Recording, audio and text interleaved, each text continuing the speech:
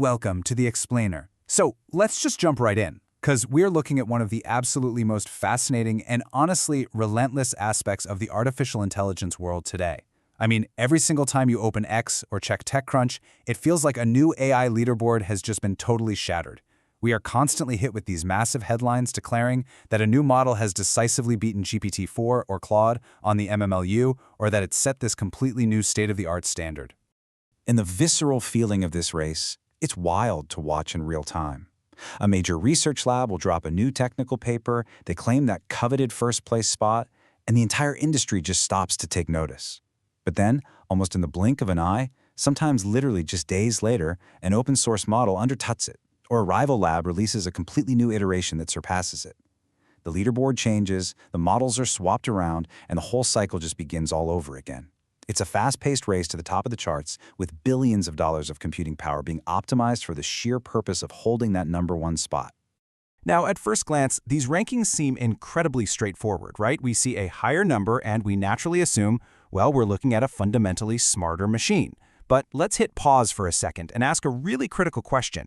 Does a higher score actually mean a higher intelligence? That is the exact pivot we're exploring today. We're going to peel back the layers of these AI leaderboards to understand what is truly happening behind the scores and why those numbers might be telling us only a tiny fraction of the full story.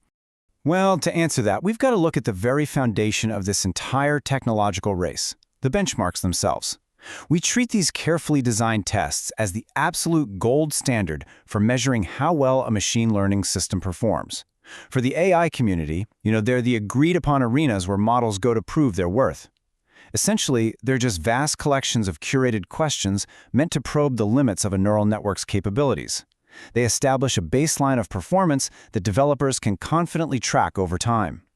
We've essentially chopped artificial intelligence down into heavily isolated capabilities. We evaluate complex mathematical reasoning over here using datasets like GSM-8K.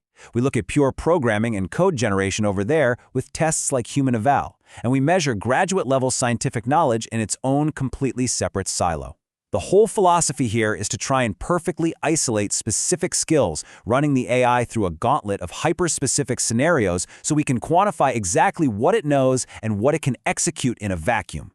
And hey, make no mistake, this approach has undeniably huge value. Without these specific tests, progress in machine learning would be completely blind. These common reference points help researchers identify exact strengths and weaknesses across different architectures.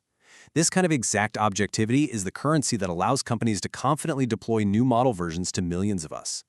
It's the quantifiable proof that one iteration is safer, faster, or more capable than the last. And honestly, this structure is exactly what has encouraged the remarkable rapid technical progress we've witnessed over the past few years. But here's where we need a massive shift in perspective. Every benchmark has a built-in limitation. It only measures the exact behavior it was designed to observe, nothing more. It's a proxy for intelligence, not intelligence itself. It's like that famous economic principle, Goodhart's law, which basically says, when a measure becomes a target, it ceases to be a good measure. This is a major blind spot in the testing ecosystem today, and realizing this completely changes how we should be interpreting these constantly escalating high scores. Think about it like this. Imagine evaluating a marathon runner using only a 100-meter sprint. I mean, sure, the sprint reveals explosive speed, power, and reaction time, but it tells us absolutely nothing about endurance. You could have a sprinter who is world-class out of the blocks, but who would be completely gasping for air by mile 2 of a marathon. Likewise, testing endurance says nothing about flexibility, and flexibility says absolutely nothing about teamwork or strategy. Each individual test is incredibly useful for gathering data, for sure, but none of them defines the whole athlete. Artificial intelligence faces the exact same challenge. Excelling in one specific domain does not guarantee global capability. Just because an AI passes the uniform bar exam in the 90th percentile, that doesn't mean it can automatically write a functional Python script for a niche server architecture without heavily hallucinating. A model might be heavily fine-tuned to crush logical reasoning puzzles, but completely fall apart when asked to conduct a simple, real-time web search to verify a basic fact. They are brilliant specialists in the moment, but that definitely doesn't mean they possess generalized intelligence. Even more importantly, think about how these tests are actually engineered in the first place. The environment is entirely sterile. The questions are meticulously prepared in advance. The evaluation criteria are firmly locked in. And the correct answers, they're already sitting right there on an answer key. It's a completely closed-loop system where the final destination is entirely predetermined by the human engineers who built the test. The AI is simply navigating a perfectly paved road from point A to point B. Now contrast that static, rigid environment with how intelligence actually operates in the messy, unstructured real world. Real-world intelligence rarely has the luxury of an answer key. Scientists spend their entire lives investigating phenomena where the answers simply don't exist yet. Entrepreneurs have to figure out how to solve completely undefined problems. Doctors treat complex patients whose overlapping symptoms don't perfectly match anything written in a medical textbook. And governments, they have to make massive, highly consequential decisions while dealing with heavy uncertainty and completely incomplete information. Because of that reality, the challenge isn't merely answering a perfectly phrased, pre-written question correctly. The true challenge is deciding what question should be asked next. This is a massive distinction. We're talking about shifting from a paradigm of simply retrieving correct information to the far, far more complex and dynamic task of independent discovery and critical inquiry. And this distinction becomes incredibly critical right now as AI systems grow dramatically more capable. Because what happens when you train a highly advanced model on the internet? Well, the system often becomes extraordinarily effective at optimizing its benchmark performance without actually understanding the underlying logic. It learns the formatting style of the multiple choice evaluation, it discovers recurring statistical patterns in the test data, it allocates its computation exactly where the benchmark mathematically rewards it most. These models are essentially gaming the benchmark itself, leveraging data contamination and pattern recognition rather than becoming truly globally intelligent. Because outside the safety of the benchmark bubble, environments change constantly. Business objectives evolve overnight. New contradictory evidence appears, and unexpected black swan events occur. In reality, a truly intelligent system must be able to continually revise its own internal world model and adapt on the fly, because absolutely no static set of multiple-choice questions can fully measure true dynamic adaptability.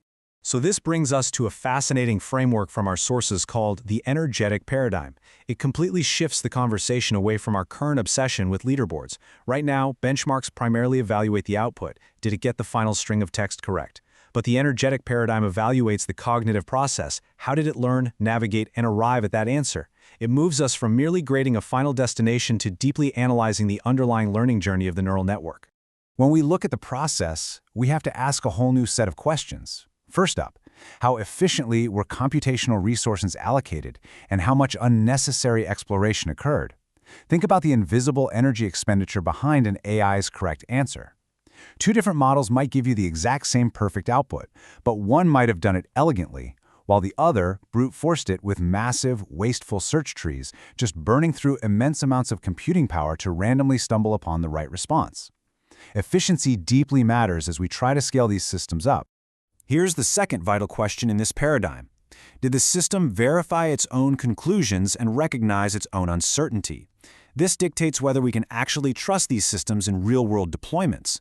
It asks whether the machine actually possesses the self-awareness and calibration to know when it might be wrong, when to ask a human for help, or when to double-check its work, rather than just blindly generating a confident-sounding hallucination just to optimize a test score. And let's move to this third crucial question. Did today's solution make tomorrow's reasoning stronger? Does the AI actually learn from its interactions, or does it start with a blank slate every single time you open a new chat window? True intelligence isn't just about a one-off correct answer. It's about preserving useful logical structures and building a foundation for long-term, compounding improvement over time. These dynamic, behind-the-scenes processes are completely invisible on today's leaderboards, but future intelligence should be judged exactly by these capabilities. Can the agent autonomously identify which novel questions deserve investigation? Can it recognize when it has insufficient evidence to make a claim? Can it dynamically redirect its computational effort toward more promising directions and preserve its knowledge while staying entirely open to revision? These fluid abilities matter exponentially more than squeezing out a few extra percentage points on a static logic test. So, what is the ultimate takeaway here? Look, benchmarks remain absolutely essential for the industry. They provide vital, objective measurements, and they dramatically accelerate scientific progress across research labs globally. But we have to remember their place. Benchmarks are instruments, they're proxies. They do not define intelligence itself. They are merely tools we are using on a much longer, much deeper journey toward building truly adaptable thinking systems. Which leaves us with one incredibly profound thought to end on. If intelligence eventually moves beyond benchmarks, how should we evaluate systems that are actively discovering knowledge no human has ever seen before? Think about that for a second. As we transition from systems that merely retrieve human data to systems capable of continuous, autonomous discovery, we are going to have to completely reinvent what it means to test intelligence. I hope this explainer sparks some curiosity for you. Keep questioning what we're really measuring out there, and I'll see you next time.